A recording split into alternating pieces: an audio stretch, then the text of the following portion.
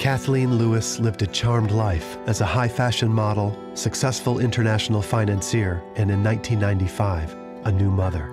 But how quickly her world changed when a doctor told her that her infant son Rex had a large cyst in his brain, was blind, autistic, and unlikely to ever walk or speak.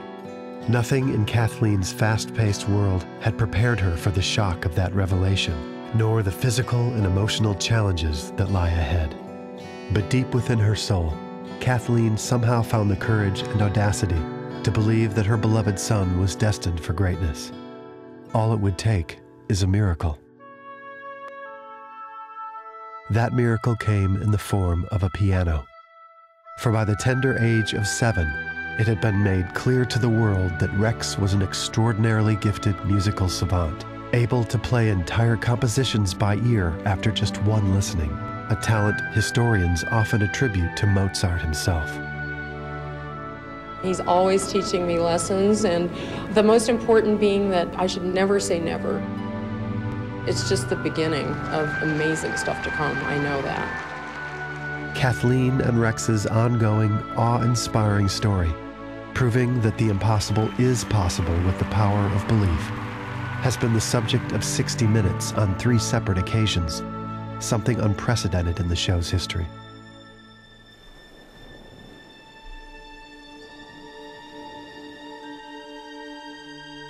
On February 9, 2001, the USS Greenville, a naval submarine, was performing a demonstration for some civilian visitors off the coast of Hawaii.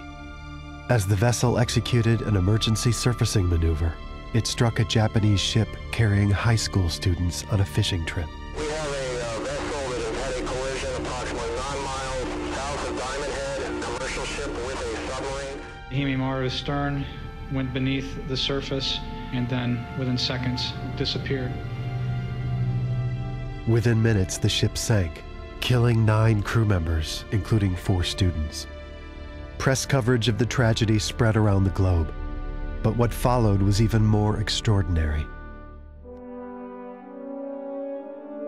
Scott Waddell, commanding officer of the Greenville, took sole responsibility for his actions and those of his crew. He took the stand during the Navy's Court of Inquiry and testified without immunity, knowing his words would be used against him in a courts martial.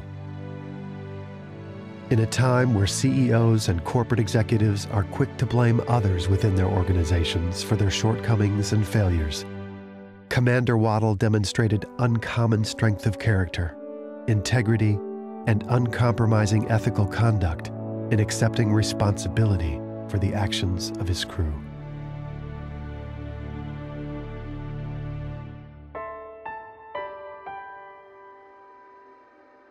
It's every parent's worst nightmare.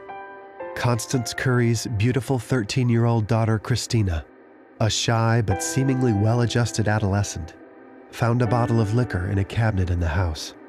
From that fateful moment, with her mother helplessly standing by, began a spiraling descent into the depravity of alcohol and drug addiction, prostitution, burglary, and violent rape, until her near death on the floor of a homeless shelter, completely alone at the age of 21.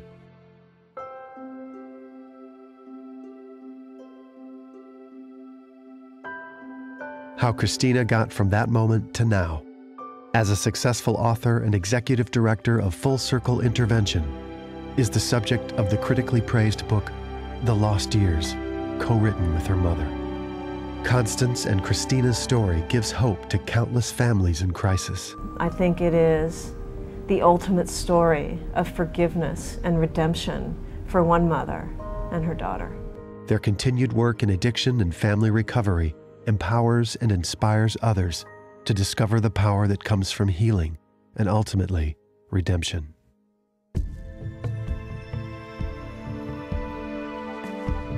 Perhaps the most inspirational story of all time is that of Nando Parado. For nearly 40 years, the world has marveled at his journey as a testimony of the enduring power of the human spirit when on a fateful day in 1972, a charter plane carrying Parado, his rugby team, and several family members crashed deep in the remote snow-covered Andes. given up for dead, the crash survivors endured 72 unimaginable days of starvation, frostbite, and even an avalanche that claimed 8 more lives. If we stay here, we are dead. There's no way we can survive. A young Nando Parado decided he could no longer wait to be found, and with one of his teammates set off through the Andes, climbing step by agonizing step through the seemingly impassable 14,000-foot mountains, from Argentina to Chile, and to salvation and rescue for the remaining men. Their unthinkable ordeal became the subject of a feature film, several documentaries, and 2 best-selling books. Upon returning home, Parado's teammates returned to lives that in many ways were unchanged. But his own life was filled with grief as the pain of losing his mother and beloved sister in the crash became a deeper reality.